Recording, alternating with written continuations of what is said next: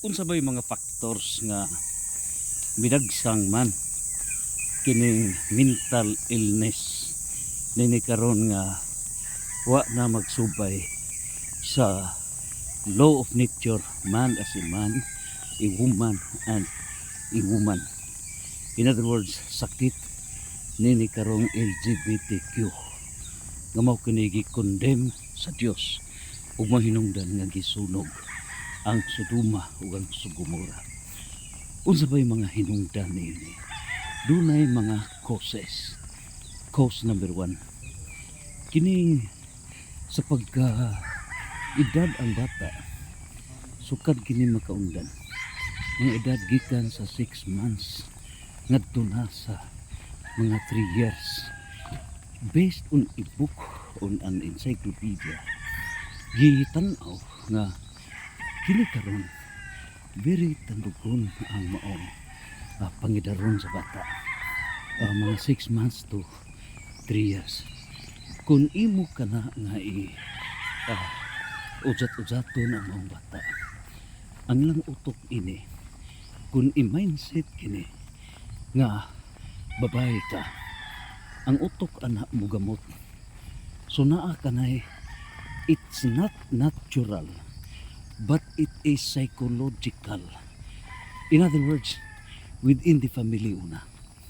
So kung ang babae, ang bata nga badji, unya i-mindset na nga laki magtubo, mo nang musod na sa utok, mo na nga that's factor number 1 na sa familia.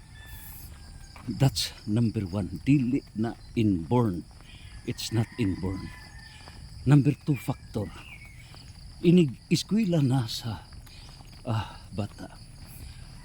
Ang mahitabo, magka-classmate na og undisciplined, magka-classmate na og barkada nga nasud sa gender ideology, matakda na sa barkada.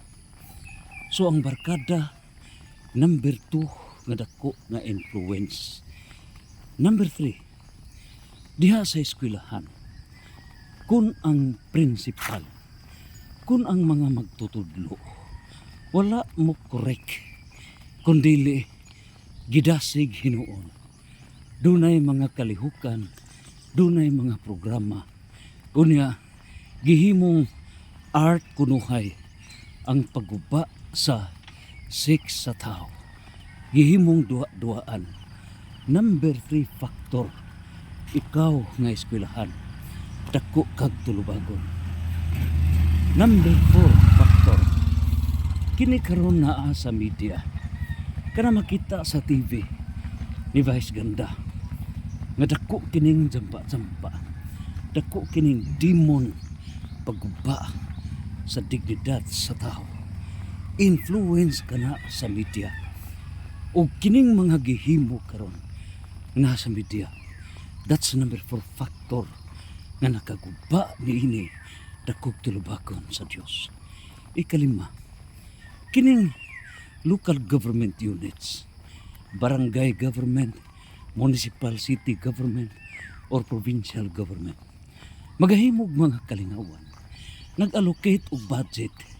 Ang nahitabo di ay paghimog kalingawan nga giguba ang sex sa tao o gipromote hinuon ang pagguba niini based on the Rainbow Coalition.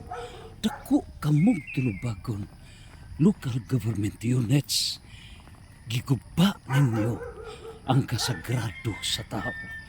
Og dunay warning si San Pablo diha sa 1 Corinto 3:17 ngang muguba sa templo sa Dios, ang atong lawas templo sa Dios, ug gub-on kini mahitabo nga silutan sa Dios ang muguba sa lawas. Bosa, kini karon nga 5 ka mga factors.